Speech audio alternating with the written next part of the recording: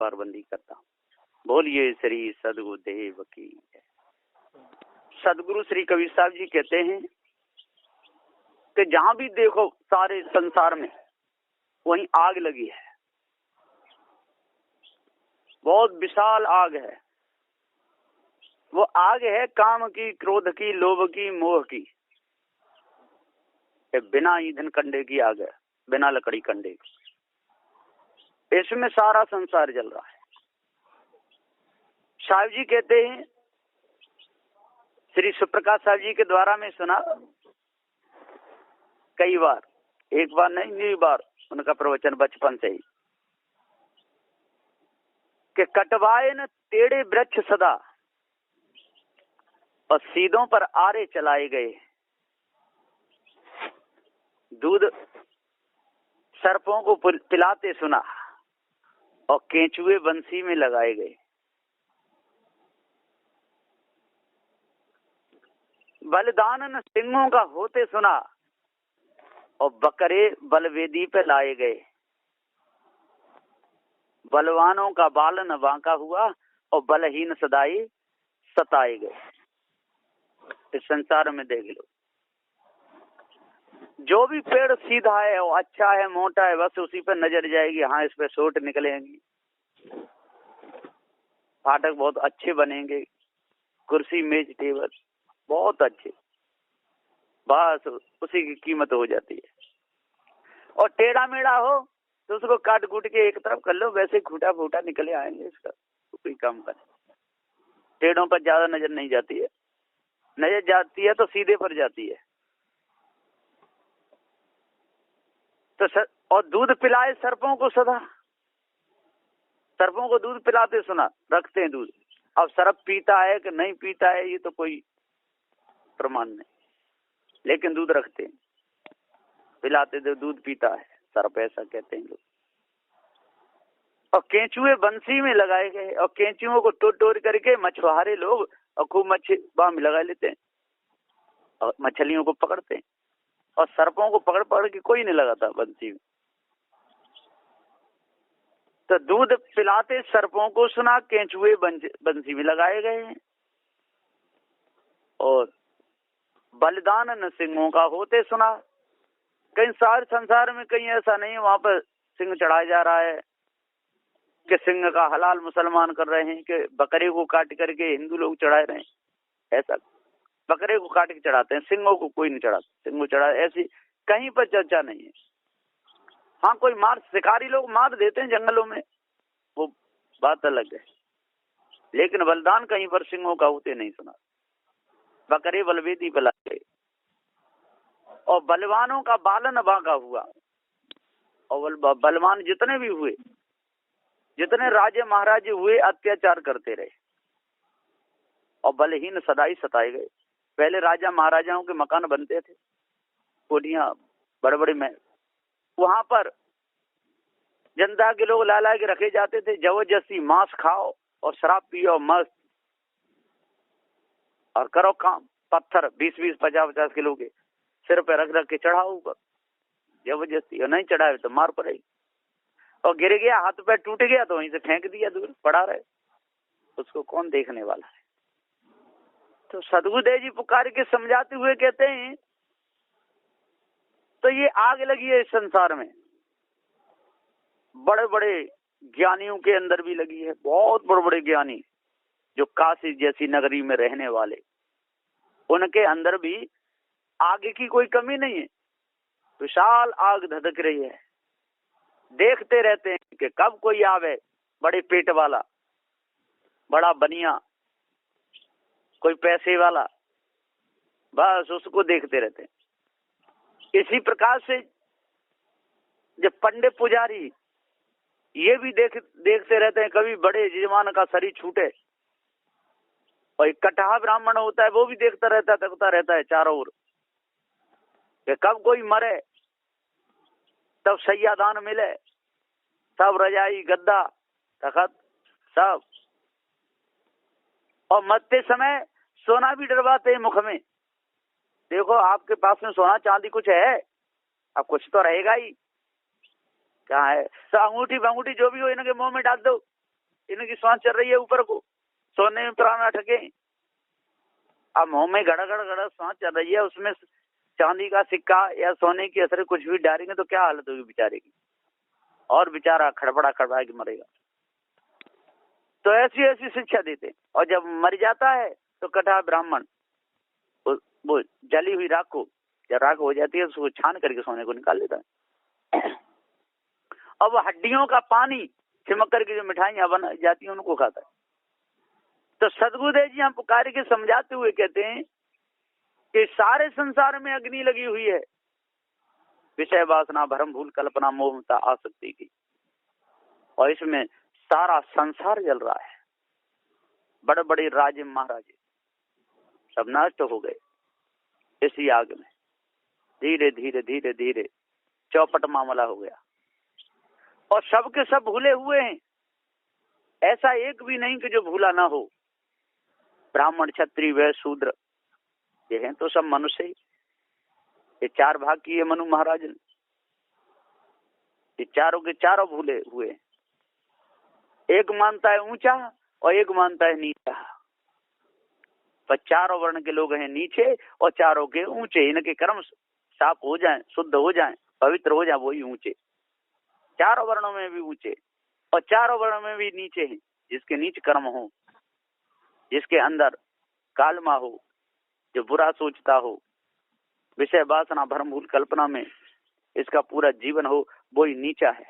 तो नीचे लोग ज्यादा हैं संसार में और ऊंचे कम हैं। उच्च विचार, शुद्ध साफ हृदय, पवित्र भावना इसकी हो जाए वही ऊंचा है, और ऐसी भावना जिसके अंदर ना हो और वही नीचा है।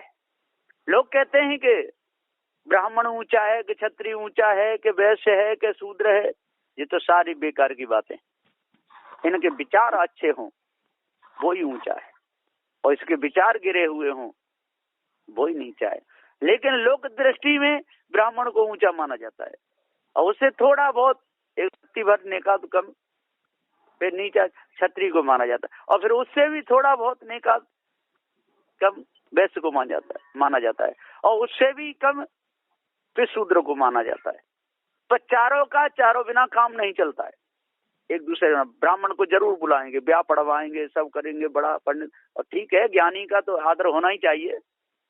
उसकी आरती भी कर लो, पैर भी छू लो, उसमें कोई दोष नहीं है, इसमें तो होता ही है। लेकिन वहां पर क्या है कि ये ऊंचा और ये नीचा, ये बीमारी बहुत बुरी भरी है। हाँ कर्म नीचे हैं, कर्म खराब है तो नीचा मानना चाहिए। चोरी हिंसा व्यभिचार ये कर्म है, नीच कर्म।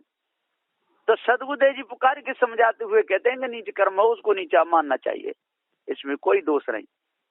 अब कहते हैं कि ये नीचा है, उससे है क्षत्रिय है, यदि उसमें बल है और रक्षा करता है, शुद्ध साफ है, तो वो ऊंचा है, उसको मानना चाहिए, उसका आदर करना चाहिए। जो विजय करके आवे, जीत करके आवे, उसका तो झंडा ऊंचा ही होना चाहिए, नीचा नभा हुआ क्यों। पर जो दुखावे सतावे और किसी को मारे काटे और बिना बात के दुख दे, उसको नीचा कहते हैं। इसी पर वैश्य, अरे बढ़िया धंधा करता है, बढ़िया नॉन मिर्च मसाले खूब अच्छी तरह बेचता है, तो ठीक है, रक्षा करता है, वैसे और ऊंचा मानना चाहिए। जो व्यापार करता है, लाता है, और उसे खरीद के भी लाते हैं।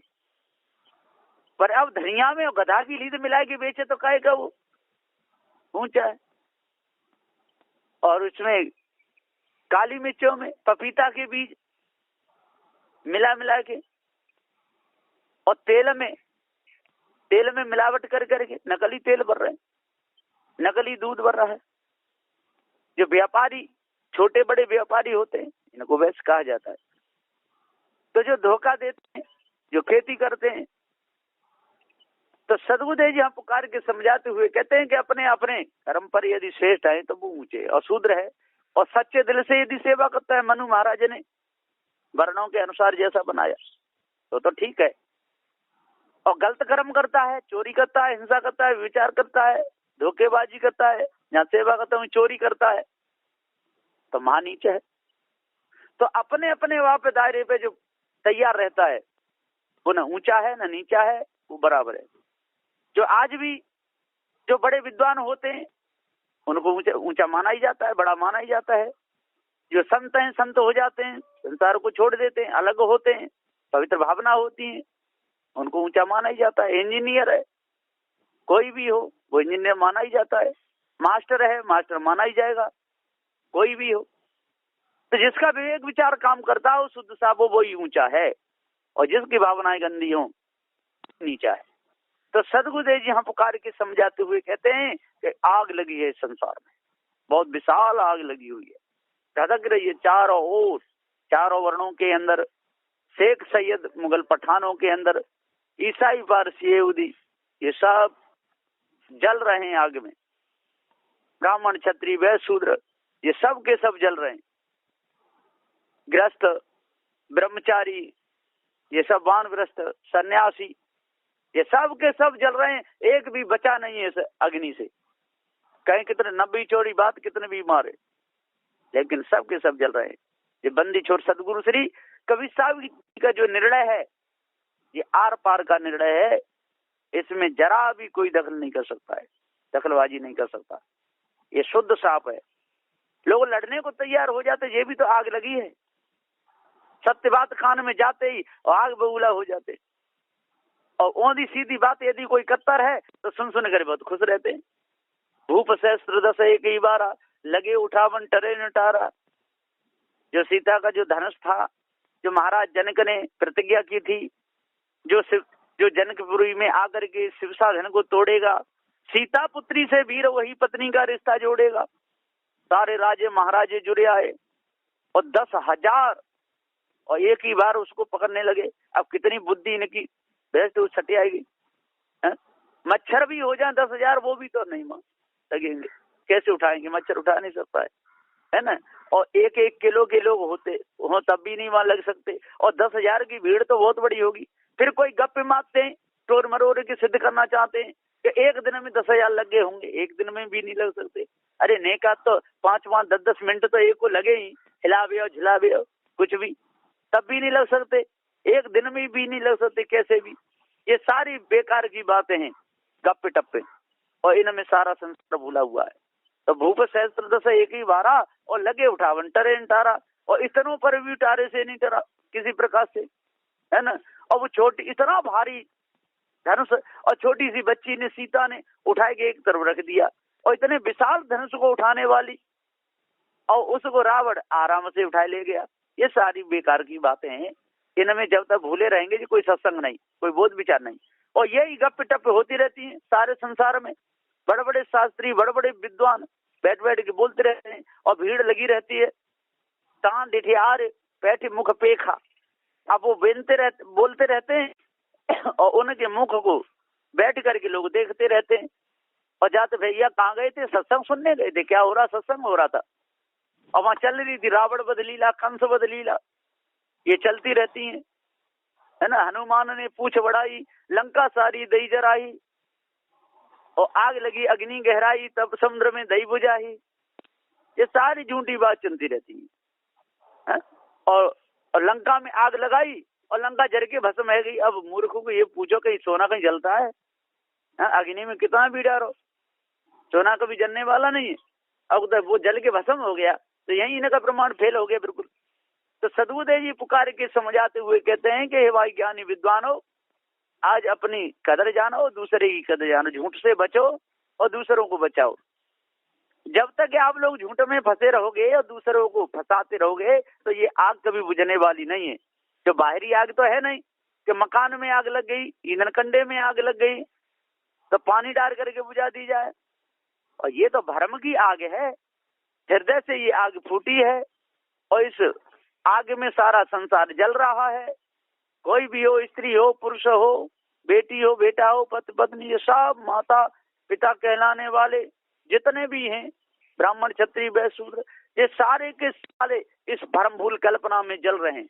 काशी मथुरा हरिद्वार वृंदावन गोकुल महावन नंदगाम कहीं भी रहते हो चारों धामों में, जिनके अंदर ये भ्रम लगा हुआ है वो जल रहे हैं, और चेतन पूजा से बचते हैं, और जड़ की पूजा करना चाहते हैं, जड़ाध्यासी बनना चाहते हैं।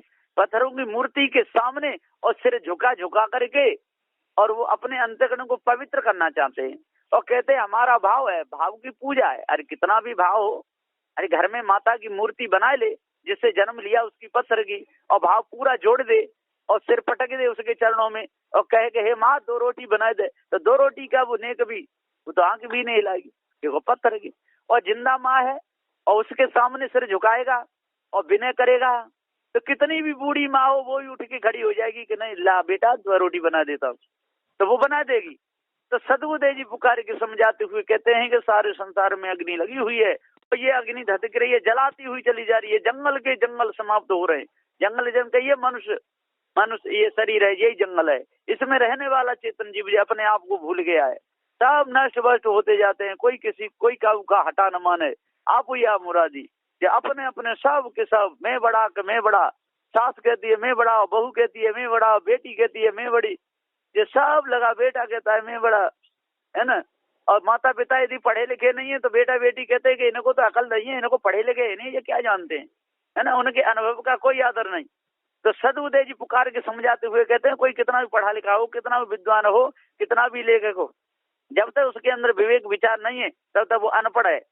अब ये पढ़े लिखे लोग होकर के और अग्नि जला कर हवन कर घी जला रहे हैं, खाने पीने की वस्तुएं, अब ये पढ़े लिखे हैं क्या अनपढ़ है ना। पत्थरों की मूर्ति के सामने और बिचारे जानवर को काट देते हैं, कदाच ही दोनों के सिर को अलग कर देते हैं। अब इनको पढ़ा लिखा कहा जाए, फिर को अनपढ़ अंगूठा टेक, कितने पढ़े लिखे हों लेकिन जो अनपढ़ हैं, पठित मूर्ख। तो सदगुरुदेव जी पुकार के समझाते हुए कहते हैं कि जो अनपढ़ हैं बिल्कुल, जो बकरे काटते हैं, जो ईश ब्रह्म परमात्मा की कल्पना में जो फंसाते हैं, देवी देवता तंत्र मंत्र जादू टोना में फंसाते हैं, सत्संग रूपी गंगा को छोड़ करके, और जो नदियों के पानी को और कुछ बार उसकी आरती करवाते हैं। नर्मदा मैया की मूर्ति देख के आया मैं, पत्थर की बनाई है, अब नदी है और नदी के बाद मूर्ति की पूजा हो रही है। और बुरहानपुर में भी ताप्ती नदी है और उसकी सवारी निकालते हैं।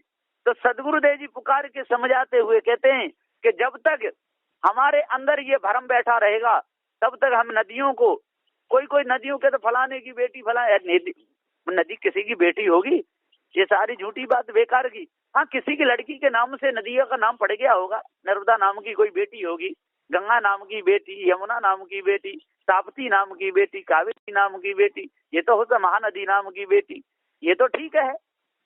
लेकिन नदियों के नाम बोलना, अब वो नदी पास में सोती है, एक महात्मा है, अब वो सन्यासी है उदासी, और कहता ताप्ती मैया और नर्मदा मैया दोनों मेरे पास में आके रात को मुझे खुद सलाह देती है, ज्ञान की बात बताती है। अब इतना बड़ा झूठ।